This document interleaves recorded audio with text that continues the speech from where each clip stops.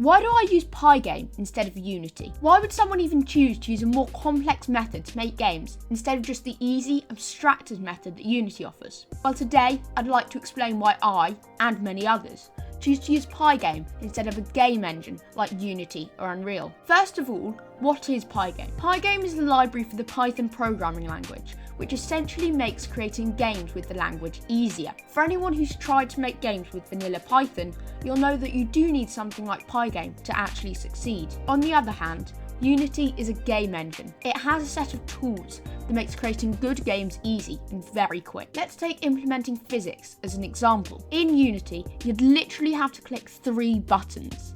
In pygame, you'd have to define a velocity, a gravity, and an up velocity, and have them all affect each other and make the gravity stop taking effect when touching the ground. Now, whilst you might think that Unity's solution is obviously better, I would disagree. Yes, Unity is probably faster and more efficient than pygame, but you're not learning anything from the experience. You're not learning how to code, you're learning how to navigate a UI. If you look at most beginner tutorials in the engine, you're barely learning any coding.